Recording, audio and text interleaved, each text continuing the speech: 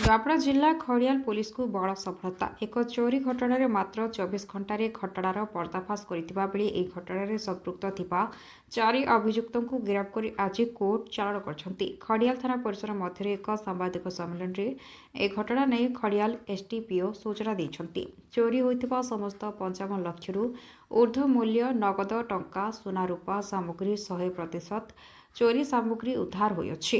ଜିଲ୍ଲା ପୁଲିସ ଆରକ୍ଷୀ ଅଧୀକ୍ଷକ ନେତୃତ୍ୱରେ ଖଡ଼ିଆଲ ଅଞ୍ଚଳର 3ଗୋଟି ଥାନା କର୍ମଚାରୀଙ୍କୁ ନେଇ 3ଗୋଟି ଦଳ ଗଠିତ ହୋଇ ତଦନ୍ତ ଆରମ୍ଭ ହୋଇଥିଲା। ଖଡ଼ିଆଲ ଥାନା କେସ୍ ନମ୍ବର 56 ତାରିଖ 16 ଫେବୃଆରୀରେ ଏକ ମାମଲା ରୁଜୁ ହୋଇ ତଦନ୍ତ କରିଥିଲେ।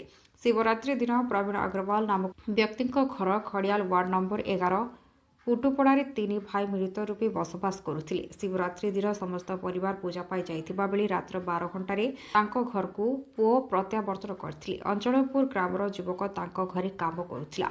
2 ବର୍ଷ ପୂର୍ବେ କାମ ଛାଡ଼ି ଦେଇଥିଲା। ଘର ନିକଟରେ ତାକୁ ବୁଲିବା ଦେଖାଯାଇଥିଲା। ସେଠାରୁ ଆରମ୍ଭ କରି ତଦନ୍ତରେ ଘଟଣା ସ୍ୱୀକାର କରିଥିଲେ। ଏହି ଘଟଣାରେ ନଗଦ 37,40,120 ଟଙ୍କା ଉଦ୍ଧାର ହୋଇଥିବା ବେଳେ 10 ଲକ୍ଷ ଟଙ୍କାର ରୂପା ବିସ୍କୁଟ, ରୂପା ପଇସା, 50 ଗ୍ରାମ ସୁନା ଗହଣା, 7 ଲକ୍ଷ ଟଙ୍କା ମୂଲ୍ୟ ଥିବା ଜଣାପଡ଼ିଛି। ଏହି ଘଟଣାରେ ସମୁଦାୟ 55 ଲକ୍ଷ ଟଙ୍କା ସାଙ୍ଗକୁ 4 ଗୋଟି ମୋବାଇଲ ଫୋନ୍ ଏବଂ 2 ଗୋଟି ବାଇକ୍ ମଧ୍ୟ ଜବତ କରିଛନ୍ତି। 4 ଅଭିଯୁକ୍ତ ହେଲେ ଅଞ୍ଚଳପୁର ଗ୍ରାମର ଭଲେଶ୍ୱର ଠେଲା, ଚୂଡ଼ାମଣି କାଣ୍ଡ, ଗଣେଶ ଠେଲା ଏବଂ ହେମନ୍ତ କଟାକୁ ଖଡ଼ିଆଲ ପୋଲିସ ଗିରଫ କରି କୋର୍ଟ ଚାଲାଣ କରିଛନ୍ତି। ଏହି ସାମ୍ବାଦିକ ସମ୍ମିଳନୀରେ ଏସ୍ଡିପିଓ ପ୍ରଧାନ ଖଡ଼ିଆଲ ଥାନା ଅଧିକାରୀ ସୁମନ୍ତ ନାୟକ, ବଡ଼େନ ଥାନା ଅଧିକାରୀ ଏବଂ ସିନାପଲ୍ଲୀ ଥାନା ଅଧିକାରୀ ଉପସ୍ଥିତ ଥିଲେ। ଚୋରି ଘଟଣାରେ ଲୁହା ଟେଜରିକୁ ମଧ୍ୟ ଉଠାଇ ନେଇ ହତିବନ୍ଧା ଉଦନ୍ତୀ ନଦୀରେ ଫାଡ଼ି ବାଲିରେ ଟେଜରିକୁ ପୋତି ଦେଇଥିବା ସୂଚନା ଦେଇଥିଲେ। ନୂଆପଡ଼ା ଜିଲ୍ଲାର ପ୍ରକାଶ ଚୌଧୁରୀଙ୍କ ରିପୋର୍ଟ, ଜିଲ୍ଲା ଖବର।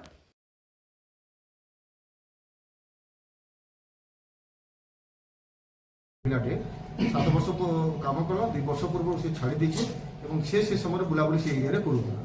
ସେ ବେଶୀ ଇନପୁଟ୍ ପାଇସାରିଲା ପରେ ଆମେ ତର୍ଜମା କରିକି ଆମେ ରେଡ୍ କଲୁ ଗଣେଶକି।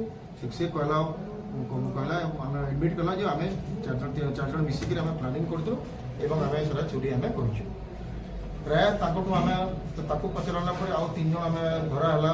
ଆମର ହେଲା ଚୂଡ଼ାମଣି କାଣ୍ଡ, ଆମର ଭୁଲେଶ୍ୱର ଠେଲା ଏବଂ ହେମନ୍ତ କଟାକି ଆମେ ତାଙ୍କୁ ଏପ୍ରିହେଣ୍ଡ କଲୁ ଏବଂ ତାଙ୍କଠାରୁ ଆମେ ପ୍ରାୟ 37,40,120 ଟଙ୍କା ଏବଂ ଏପ୍ରୋକ୍ସିମେଟଲି ଆମର ସିଲଭର ବି ଆମର 5 କେଜି ଉପରେ ଅଛି, ଏବାଉଟ୍ 10 ଲାକ୍ସ ହେବ ଏବଂ ସୁନା ବି ଆମର ପ୍ରାୟ 50 ଗ୍ରାମ ହେବ, 7 ଲକ୍ଷ ଟଙ୍କା ହେବ। ଯେଉଁଠି 4ଟା ତାଙ୍କର ଯେଉଁ ମୋବାଇଲ ବ୍ୟବହାର କରିଛନ୍ତି ସେ ମୋବାଇଲ ଆମର ସିଜ୍ କରାଯାଇଛି ଏବଂ ଯେଉଁ 2 ହ୍ୱିଲର ସେମାନେ ବ୍ୟବହାର କରିଛନ୍ତି ସେ 2 ହ୍ୱିଲର ବି ଜବତ କରାଯାଇଛି। ତାଙ୍କର ଯେଉଁ ଆଇରନ୍ ଚେଷ୍ଟ ବି ଯେ ଚୋରି ହେଇଥିଲା ଟ୍ରେଜେରୀ ବି ଆମର ରିକଭରି କରାଯାଇଛି। ଆଜି ଆମେ ସେ 4 ଜଣକୁ ଆମେ ଆରେଷ୍ଟ କରିକରି ତାଙ୍କୁ ଆମେ ଆଜି କୋର୍ଟକୁ ଆମେ ଚାଲାଣ କରୁଛୁ।